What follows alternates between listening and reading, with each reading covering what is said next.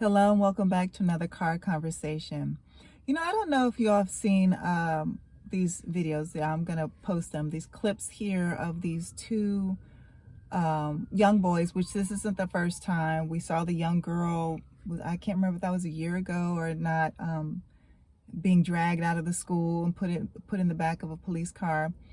But to my understanding, one of these little boys is only 8 years old. And I really started thinking, what is this about? How is this another part of the GOP agenda or the racist agenda, the white supremacy agenda? And here's what I came up with.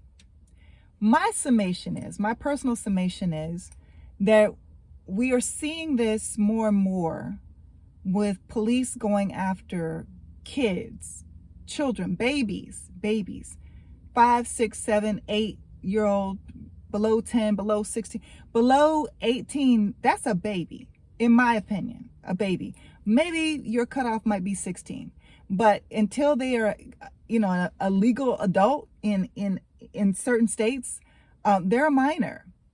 So, but these videos, portray very young kids being arrested. And we need to ask ourselves why. What is behind this? So my summation is that this is just yet another layer of the white supremacy plan to retain, or regain control. Because, in their minds, they feel like they have control. The younger you subject a child to this type of terror, basically, arresting the child, putting them in handcuffs, dragging them out of a store, putting them in the back of a police car. Even with the young girl, I believe they took her down. They actually took her to jail and put her in a jail cell, if I remember correctly. What this does, it not only begins to normalize this behavior, because you can see people in the comments already saying, well, what about the theft? It was a bag of fucking chips. If I was in the store, if most adults were in the store and knew what was going on, they would have just paid for the damn chips. Child is hungry, child doesn't have money. Children don't make the best decisions. I could go into psychological reasons behind that, but we don't have time. So we already see people in the comments making these statements about, well, what about the theft? There was something wrong. How are you going to teach consequences?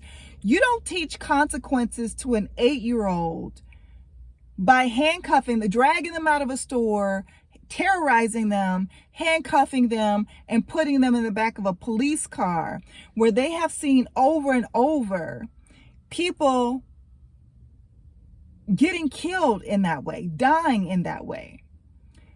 So my summation is, we are seeing this not only because they want to normalize this. Police departments, I was going to say arresting, but capturing actually came to mind. So I'm going to use that word, capturing young kids, because you instill this sense of terror in them, this sense of fear, not only in the children, but also in the community. Same things they did with slavery. You're also getting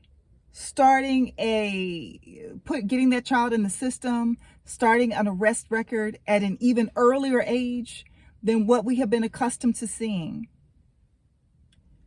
But bottom line, when you instill that fear, that anxiety, that sense of terror around policing, what it tends to do, what it has historically done, is given them more power and control.